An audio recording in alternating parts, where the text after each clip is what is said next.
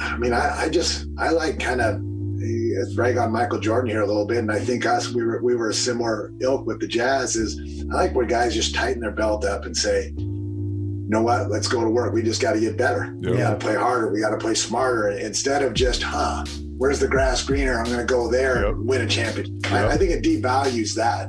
You're not climbing the mountain. You're taking a helicopter to the top. Totally agree. So I think it's already in a free fall. I think the Bronny thing started the free fall. I think people around the league are looking like, yeah, you're LeBron, but you're not 27-year-old LeBron. You're not even 34-year-old LeBron. Like, you're an old man now who's dictating and destroying the Lakers because you want your son to play, and look what's happened. John Stockton sat there cool as ice and delivered one of the coldest reality checks the NBA has ever seen. You're not climbing the mountain, you're taking a helicopter to the top. The target? LeBron James. The weapon? Pure truth.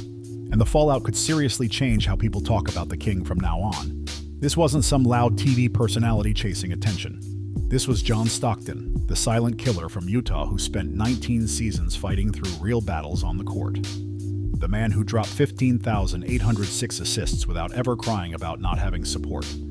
When he said what he said, the room shifted, because it came from a dude who lived the grind every single night. And when he called out the so-called greatest of all time for taking the easy way, that hit hard.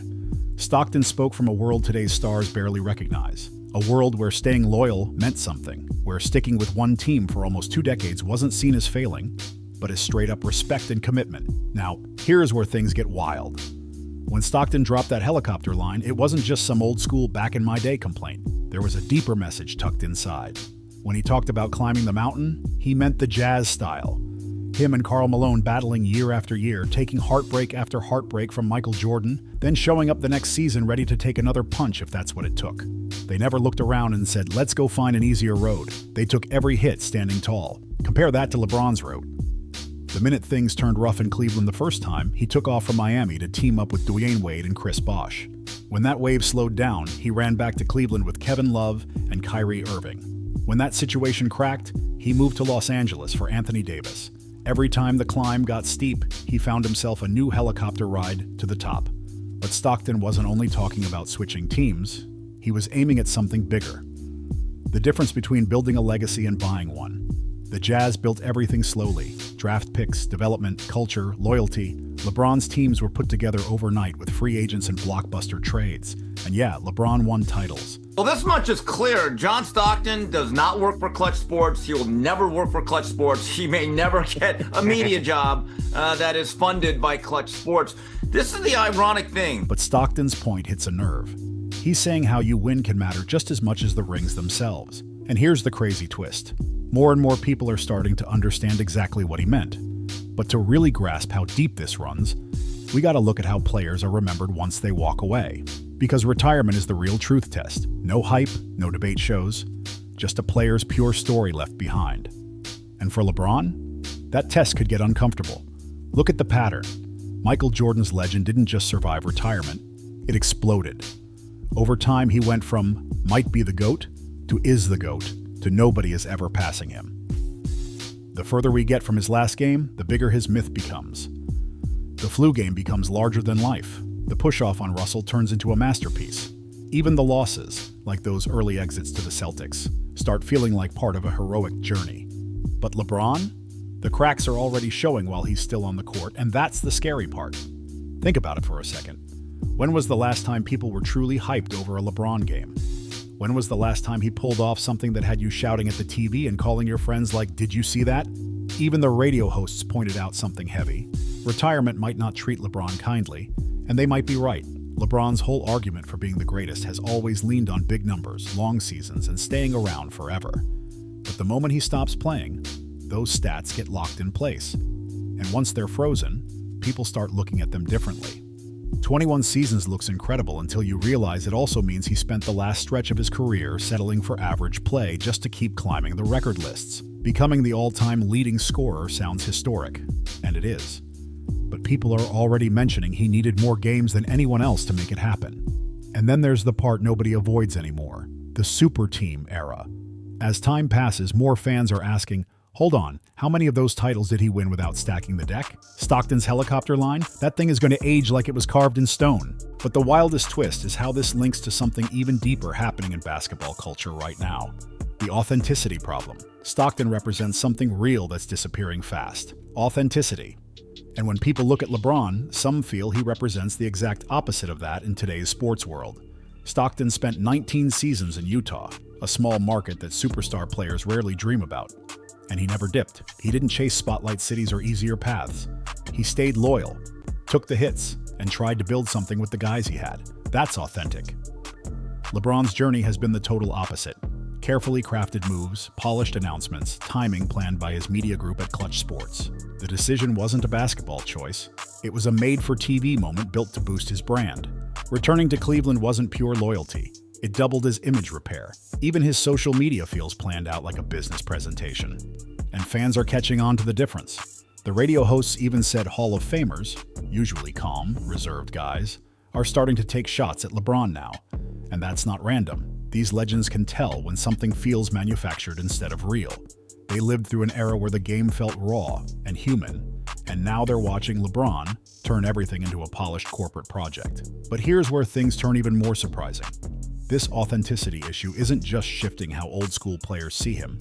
It's affecting fans, too. People mention that teams don't seem heartbroken when LeBron moves on, and that says a lot. He's never become bigger than the cities he played for. He's always felt like a guest, even when they were winning championships. Look at the patterns.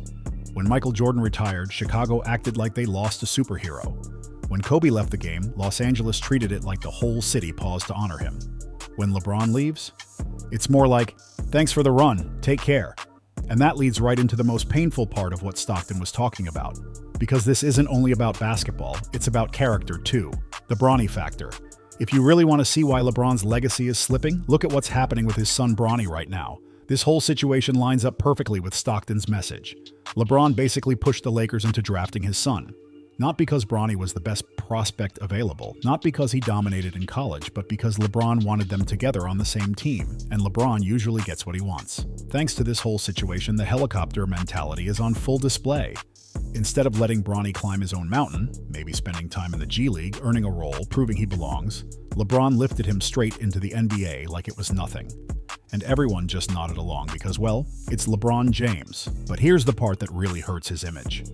It shows LeBron is willing to put his personal dreams above the team's success. And that's a heavy message for players and fans to swallow. The Lakers didn't draft Bronny because they believed he'd help them win games right away. They drafted him because they were worried LeBron would walk if they didn't. And people can see that clear as day. The radio hosts even pointed out something harsh. People around the league are looking at this and thinking, yes, you're LeBron, but you're not 27-year-old LeBron anymore. You're an older star making choices that could actually hold the team back, just so you can share the court with your son. It sounds rough, but it's also how many folks see it. Because what's happening with Bronny is the same thing powerful people do in every industry. They open doors for their own kids in ways regular families never get. And that's exactly what ties back to Stockton's whole point about mountains versus helicopters. Stockton's kids didn't get quick paths to the NBA just because their dad was John Stockton. They had to fight for their opportunities like everyone else. That's what mountain climbing looks like. But the Bronny situation is only the beginning because it highlights something way bigger. The way LeBron has moved his entire career through influence, power, and perfectly timed decisions. And that leads right into the Clutch sports empire. Here's something most fans don't fully grasp. LeBron isn't only a basketball player anymore. He's the face of a massive media and business network that reaches into almost every corner of the league. And that machine is called Clutch Sports. When those radio hosts said, John Stockton does not work for Clutch Sports and will never work for Clutch Sport, they were pointing at something huge. LeBron has built a system of influence that goes way beyond the court. Clutch Sports represents dozens of players. They have ties with major media outlets. They play a part in draft decisions, free agent choices, even coaching hires. When LeBron wants something done, he doesn't only use his basketball power, he uses his entire business reach. And that's why people like Stockton can talk freely. He has zero ties to LeBron's operation. Meanwhile, current players and media members often stay quiet because they're connected to Clutch directly or indirectly. If you cross LeBron, you might find yourself suddenly outside the circle. That's real influence. And it comes with real pressure. But here's the flip side. Running an empire like that always requires trade-offs. And every move LeBron has made for business reasons has chipped away at the part of him fans used to admire, the purely basketball version of LeBron. The decision wasn't just about hoops, it was about building the LeBron brand. Joining the Lakers wasn't only about championships. It came with Hollywood access and post-career opportunities. Fans can feel the difference now. They can sense that his choices aren't driven only by winning games, but by business plans, legacy shaping, and future projects. And that energy feels cold and calculated. That's the exact opposite of what John Stockton stood for. Stockton's mindset was simple. What helps us win games in Utah? That's it. No branding schemes, no media empire moves, no long-term business plays. Just basketball straight up. And the longer time passes, the more people start appreciating that old-school purity. So here's the big question everyone keeps circling. Was John Stockton actually right? Is LeBron's legacy really going to slide once he retires, while legends like Jordan and Kobe get more iconic every year? All the signs are pointing straight to yes, and the reason isn't just basketball. It's cultural. People today are craving something real more than ever. Fans are tired of personalities that feel polished, staged, and approved by corporate teams. They want stories that feel human. Real people fighting real battles and pushing through real hardship. And even though LeBron has done incredible things, his story doesn't feel grounded anymore. It feels engineered.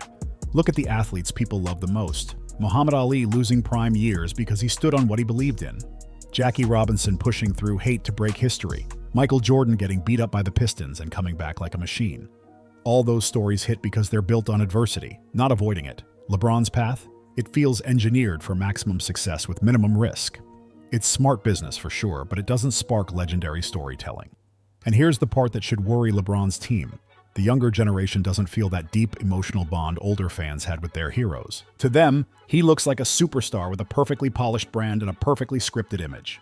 They see the PR lines, they see the curated posts. So when LeBron retires, he won't have an army of die-hard fans guarding his legacy. He'll have Clutch Sports dropping statements and documentaries trying to keep his image alive. But forced love never lasts. Only authentic love stays forever. One radio host even predicted that in 10 years, people might say LeBron is 5th or 6th all time. And honestly, that might be generous. Because once the business layers fall away and the media noise gets quiet, all that will be left is pure basketball. And when you judge only the basketball, LeBron's case for being the greatest ever starts to wobble. John Stockton climbed that mountain for 19 years without ever reaching the top. But people still respect him because they know he gave everything to that climb. LeBron took helicopters to multiple peaks, but somehow his legacy is slipping faster than anyone expected because deep down, people feel he took the smoother road. Stockton's helicopter line wasn't just a jab at LeBron. It was a reminder of what really lasts in sports. Legends aren't measured by the numbers they stack up or the teams they assemble. They're measured by the character they show when the cameras aren't there. LeBron spent 2 decades building a massive empire, but somewhere along the line, he forgot to build a timeless legacy. He focused on success but overlooked story. He boosted his brand, but lost some authenticity along the way. And now, with the end of his career coming into view, all of that is catching up. The mountain is still there.